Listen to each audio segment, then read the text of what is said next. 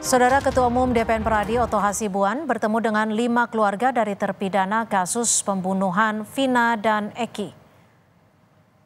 Pertemuan berlangsung Senin petang. Sebelumnya, Oto Hasibuan menyebut akan memberi bantuan hukum bagi terpidana dalam kasus Vina.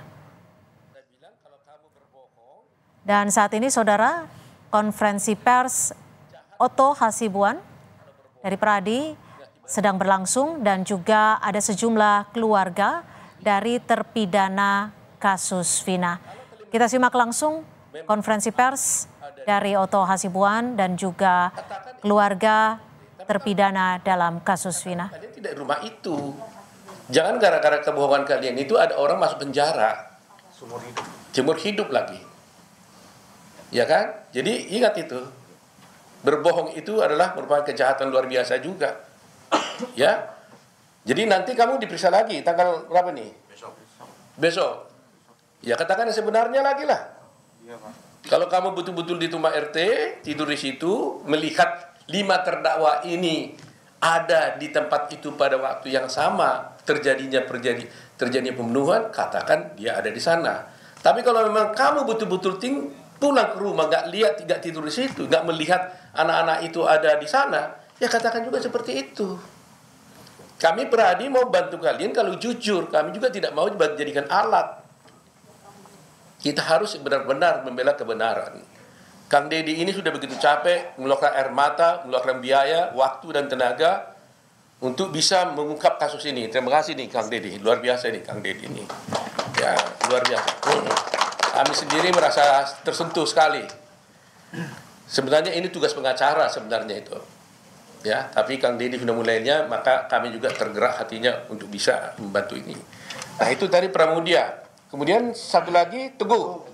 Nah, apa yang terjadi dulu Teguh? Waktu dulu kamu di BAP zaman dulu 2016 kamu ngomong apa?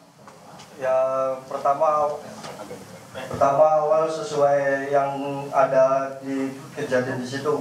Cuman di Teguh nerangin yang sebenarnya malah nanti kamu akan terlibat gitu.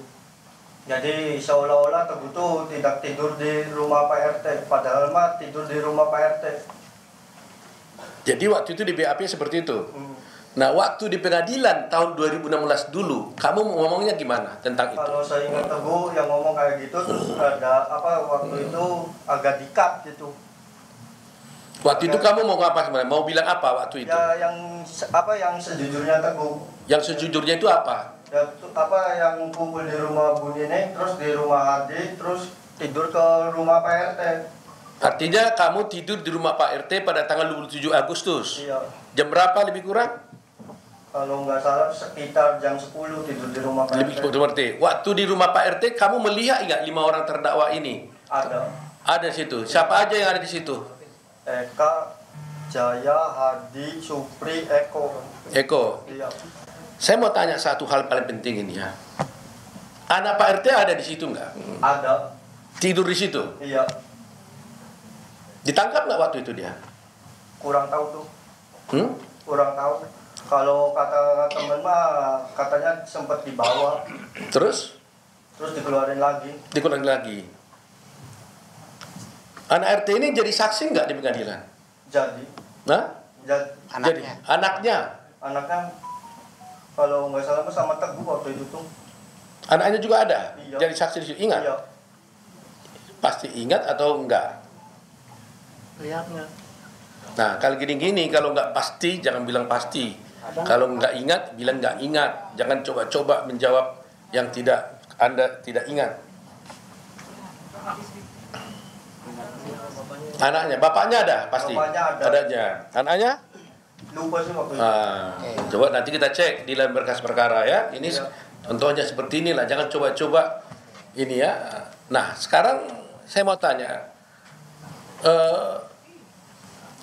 Kalian kan bilang bahwa kalian tidur di rumah Pak RT. Pak RT-nya tahu nggak kalian di rumah Pak RT itu? Di rumah anaknya itu? Tidak tahu. Hah? Tidak tahu Pak RT-nya.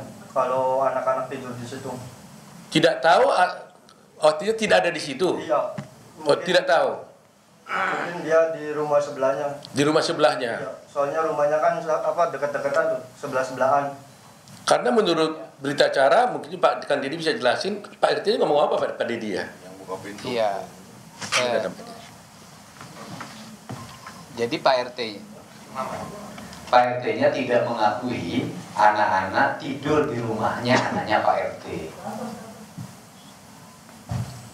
Jadi Pak RT itu tidak mengakui kamu dan teman-temannya itu tidur di rumah anaknya. Iya. Itu berita acaranya begitu Pak RT. Iya. Padahal kalian Tidur situ. Nah ini peristiwa hukum yang akan luar biasa nanti. Pak RT tidak mengakui mereka ini tidur di rumah dengan lama. Jadi Pak RT tidak mengakui mereka ini tidur di rumah anaknya Pak RT. Sementara mereka ini Tidur di situ. sementara mana itu jadi begini. Saya lagi minta. Mike. Sementara mereka ini 4 orang ini mengaku tidur di rumah Pak RT pada jam yang sama.